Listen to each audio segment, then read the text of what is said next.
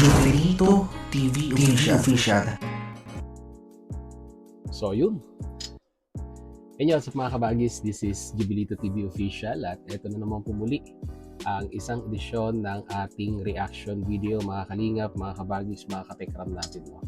So for today's reaction video, gawa lang po natin ang reaction at muli po pagbibigay ng ating personal opinion regarding nga po dito sa naging pahayag ni Tech Jun regarding po dito sa ipinost sa community po ng Techram community dito po sa isa sa mga ninong ni Dave, no, na talagang sabi nga daw po ay disrespectful to the highest level yung parang naging statement nitong ninong na ito. So ang tinutukoy ko po ay ito pong si Ninong Gerald, na kung saan ay napanood din po natin sa channel ni Techram, isang seaman na na-inspire sa buhay ni Dave at sabi nga po ay ito nga pong si Ninong Gerald ay malaki ang naitulong ni Dave sa kanyang psychological na pinagdadaanan at that time. No? Meron po siyang pinagdadaanan na pagsubok at that time at nung napanood niya nga po itong si Dave, ang buhay ni Dave ay malaki po ang naging pinagbago ng kanyang buhay at naging inspirasyon ika nga. At to the point na naging ninong pa nga ni Dave, ito pong si Ninong Gerald. No? Pero nung may mga issue na pong lumabas regarding kay Dave, yung pag-alis niya ay nalungkot at nadismaya ito pong si Ninong Gerald. Dahil nga po ito pong si Ninong Gerald ay sabi nga po nila saksing buhay or sabihin na nating makakapagpatunay regarding nga po kung paano trinato ng Techram family itong si Dave.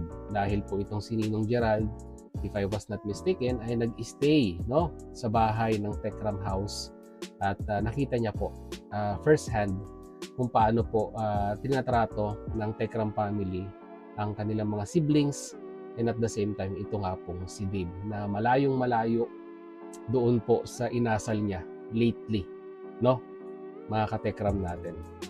So dito po sa statement ni Ninong Gerald na binasa ni Tech Jun ay pinabulaan na niya syempre yung mga akusasyon na binanggit ni Dave na di umano'y parang pinagbubuhatan at dinidisiplina ng grabe-grabe, no, ito pong si Dave, no. At may mensahe din si Ninong Gerald doon sa mga ninong and ninang na nagmamahal doon sa bata. At at the same time ay doon na rin po, no, sa nagwakwak ika nga dito po kay Dave. So huwag na po natin patagalin, panoorin na po natin. Narito po yun.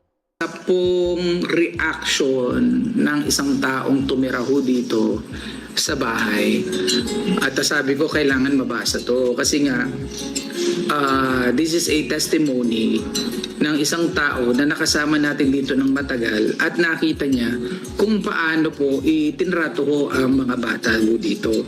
Isa po ito sa ninong po ni Kuya Dave at baka pamilyar na po kayo kasi pinost po niya ito sa grupo po nila, si Ninong Gerald. Ayan. Si Ninong Gerald po ay nag-stay po dito at sa mga nakakaalala is malaki po ang naging impact ng kwento ni Kuya Dave sa buhay ni Ninong Gerald. Naalala ko parang suicidal ang case ni Ninong Gerald. Pero nung napanood niyo yung kwento ng buhay ni Kuya Dave, nagkaroon siya ng laban para magpatuloy. Pakinggan ho natin ang kanyang salaysay dito ho sa kanya pong post. At pakinggan po ninyo ka Techram. Permission to post, late reaction sa mga nangyari. Recent lang po ito, kanina lang po. I will not be biased as much as I can. Siguro lahat naman dito alam na malaki ang impact ni Kuya Dave sa buhay ko. This is a point of view of a fan and as a part of the community. Sa ilang buwan na pag-stay ko sa Techram House, hindi ko na-feel at hindi ko nakita na pinagmalupitan si Kuya Dave. Na-feel ko na tinuring siyang isang anak, isang apo, isang pinsan, isang kapamilya. Yes, medyo stricto, pero para sa akin okay lang din kasi napalaki ako ng isang striktong ama. Pero nung napanood ko yung mga live, pati reaction ni Kuya Dave, Kuya Dave, alam ko na alam mo minsan pag hinuhubad mo ang alahas mo kung san-san mo napapatong. The disrespect is to the highest level, Kuya Dave. And so as the betrayal. Lalo na yung pinili mong samahan ay yung mga taong nais pabagsakin ang tatay mo. Yes, malaki impact mo sa buhay ko, but I cannot and will not tolerate the behavior. At doon sa mga taong nasa likod nito na sana maisip nyo na hindi nyo sinisira ang sarili nyo, kundi sinisira nyo si Kuya Dave. And to those so-called ninongs and ninangs, I understand that we love Kuya Dave, but not to the extent of tolerating him of doing wrong. Let us be example to him. Give him proper advice. I'm still hoping na malinawan ang kaisipan mo, Kuya Dave.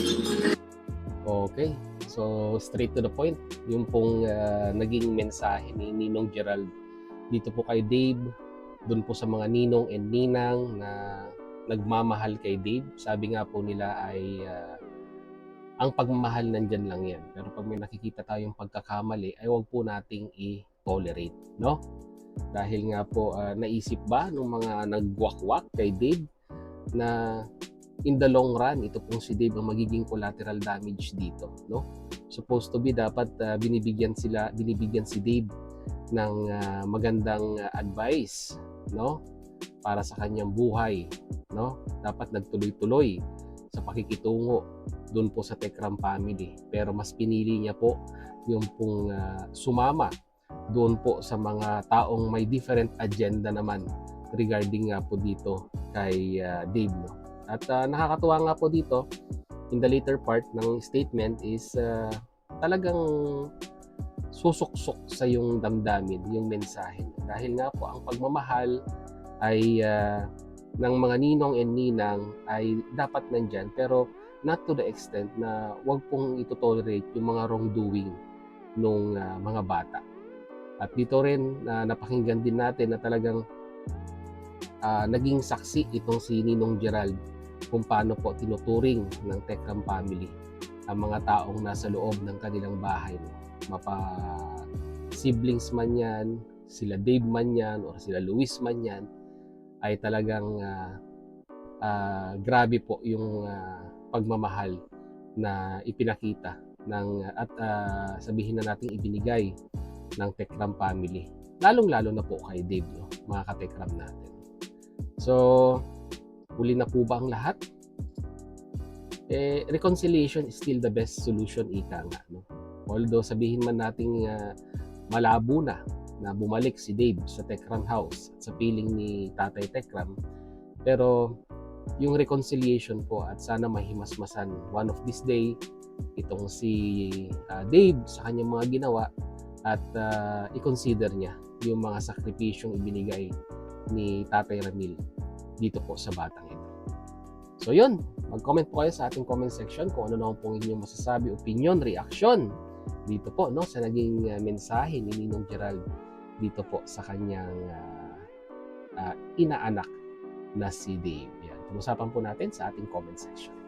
So yun, muli, maraming salamat talaga sa dulo po ng ating reaction video ngayong araw na ito ay nasamahan niyo po muli si Jubilito TV Official. At muli po, nagpapaalala po ang inyong host. So mga hindi pa po nakasubscribe sa channel po natin, no? Baka may mga naligaw pa po dyan at may mga bago po tayong mga viewers, ay kung hindi naman po kalabisan, ay sana po pakisubscribe din po ang ating YouTube channel. Pag nagustuhan niyo po ang ating reaction video for today, isama niyo na rin po yung like button. Dahil malaking tulong po yan sa aming mga content creator. So yun, hanggang dito na lang muli. Once again, this is Jubilito TV Official. Ayan po. As I always say, peace, God first. God bless po. Bye!